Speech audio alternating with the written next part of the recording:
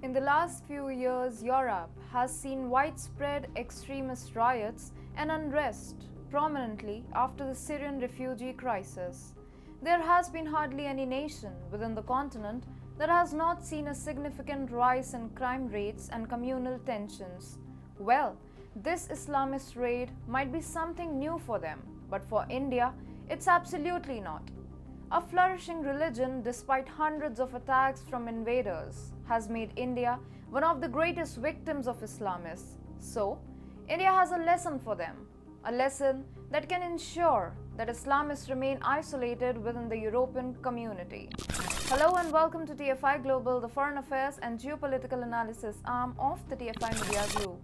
I'm your host Vedika, and if you haven't subscribed to the TFI Global channel yet, hit the subscribe button right away. Following the death of Prophet Muhammad, Muslim conquests resulted in the establishment of the caliphates, which covered a sizable portion of the globe, as Arab Muslim forces gradually expanded their empire by capturing significant lands and erecting imperial buildings. Islam's spread was aided. This Islamic wave conquered the Middle East, Central Asia, and a major part of South Asia, except for one land, that is the Indian subcontinent. For more than 1,000 years, radical Islamists tried to penetrate the region, although they succeeded to seize territories but failed to hold them for a long haul. History has written that India has been conquered and looted by invaders. This invasion was not only land-based but also cultural. India was culturally assaulted by radical Islamists. The temples were broken, universities and libraries were burnt, and importantly, Hindu culture was questioned and modified on purpose. There was a time when the Persian Gulf was majorly covered by Parsis, but radical Islamization led to the total dispersal of the Parsi community and forced them to migrate. However, secular India is dominantly covered by Hindus. This explains there is something within the spirit of Hindus that has still held them together. If we talk of the first Islamist attack on the Indian subcontinent, the first trace comes in the 9th century when Muhammad bin Qasim invaded the continent's Sindh region. He was an Umayyad caliph who started the Umayyad operations in India by leading the Muslim conquest of Sindh, which is now a part of modern Pakistan. He ended the Sindhi Brahman dynasty and killed Raja Dahir Singh. Dahir's head was brought to Al-Hajjaj ibn Yusuf in Basra. As a result, the Islamic province of Sindh was established and Qasim became governor of the region. Then came the slave dynasty with Qutb ud-Din Aibak. Aibak captured a large part of northern and eastern India.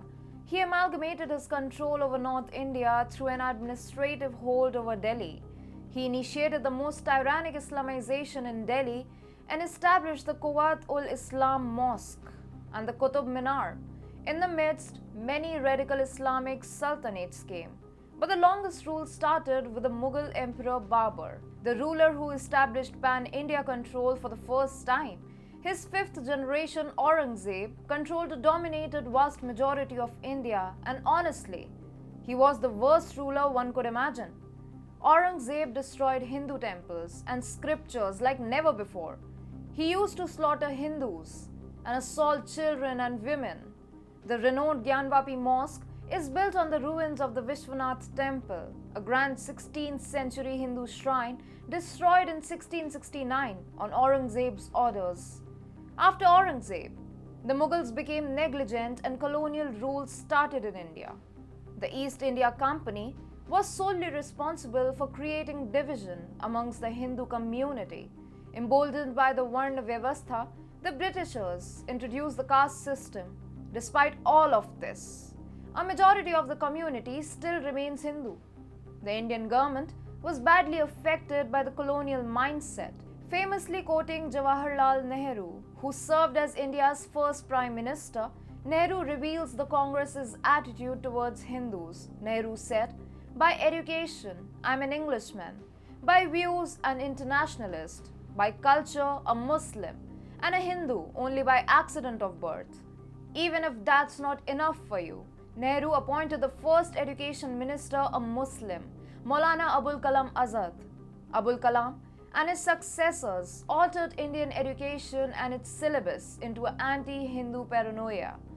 This culture altercation should have destroyed Hindus and their ethnicity, but surprisingly, that is not the case yet. Hindus are still united and equivocal against Islamization. This trend has become more visible post 2014 when Congress was ousted out of power with a thumping majority. Hindus have always responded in the best way possible whenever an Islamic wave has begun to spread over the country. In history, the Marathas, Mewars, and other dynasties never allowed the Mughals or any other Muslim dynasty to have peaceful sleep. It was known that Hindus answers very rarely, but Hindutva came into the limelight during the Bombay Blast of 1993. Pro-Hindu party Shiv Sena and its supporters took the streets against the terror activities and underworld that was dominated by Muslims. The uprising was so strong that the underworld had to run away from Bombay to Arab countries just to save their face. Even during the recent Nupur Sharma case, the Supreme Court lambasted the convict over her remark on Prophet Muhammad, but the supporters, who are majorly Hindus, have no guilt in their hearts to support Nupur Sharma. You would still find the hashtag I support Nupur Sharma tag on social media. Hindus at present have no hesitation to show their discontent with the radical Islamists. Hindus have stopped to have a soft corner in their hearts and embraced courage for years. This was only radical Islam that was responsible for Islamization in the world. But the counter-unity amongst Hindus is the sole reason that protected Hindus for more than 1,000 years and sabotaged the raid by Islamists. Not endorsing the violence, India is also the land of Gandhi. But counter-unity is really important for the world to acknowledge and adapt, because even today, many nations are still becoming a victim of radical Islam. Most European nations are seeing radical Islamists picking up arms against the government and its people. In such a scenario, the majority must keep in mind that they do not need to crumble and embrace Islamization. Instead, they should get ready for a counterattack and remind the radicals who really control the situation.